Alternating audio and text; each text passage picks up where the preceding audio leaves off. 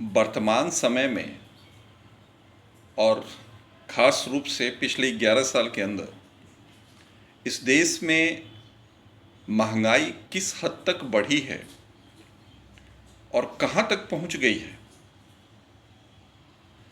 आप एक बहुत ही छोटे उदाहरण से इस बात को समझ सकते हैं। हर घर में प्रयोग की जाने वाली रोटी बनाने के लिए आटा 2014 में मार्केट में खुले आटे का रेट 16 रुपये किलो था। ये मानी हुई बात है, आप रिकॉर्ड में चेक कर सकते हैं, रिकॉर्ड उठाकर चेक कर सकते हैं। मार्केट में खुले आटे का रेट 16 रुपये किलो था, जो आम आदमी की ज़रूरत थी, खास रूप से गरीबों के लिए और तकरीबन हर आदमी के लिए। आज उस आटे की कीमत खुले मार्केट में 35 रुपये किलो के आसपास पहुंच गई है। बीच में ये करीब 37-38 रुपये किलो तक भी थी। पैकेट वाले आटे की बात करें तो वो तो 45 से 50-65 रुपये पर केजी भी मिलती है। लेकिन खुला आटा 35-36 रुपये पर केजी आज बिक रहा है, जो कि 2014 में 16 रुपये पर किलो था। इस देश को आज़ादी मिली 1947 में। 1947 से लेकर 2014 तक तकरीबन 67 ईयर्स हुए।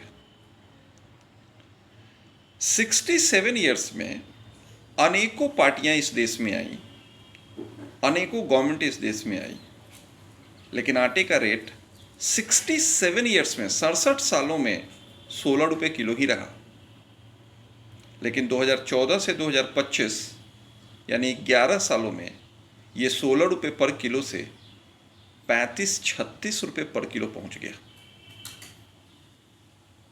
यानी तकरीबन 16 रुपये किलो के ऊपर और 19-20 रुपये किलो ऊपर से। अब बताइए साहब, आज़ादी के बाद से 67 सालों में आटे की कीमत 16 रुपये पर किलो ही रही और 2014 के बाद 11 सालों में वो 19-20 रुपये और 16 रुपये के ऊपर 19-20 रुपये और बढ़ गई पर किलो पे। ये क्या है? ये कंट्रोल से बाहर नहीं है तो और क्या है? क्या वो सारी सरकारें गलत थी जिन्होंने आटे को, और वो सारी सरकारें सही नहीं थी जिन्होंने आटे को 16 रुपये किलो तक ही रखा था?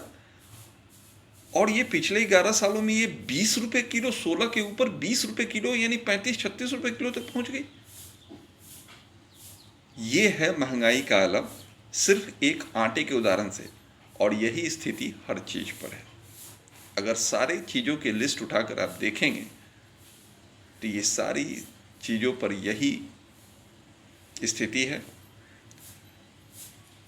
यही महंगाई को हम इसी बात से समझ सकते हैं।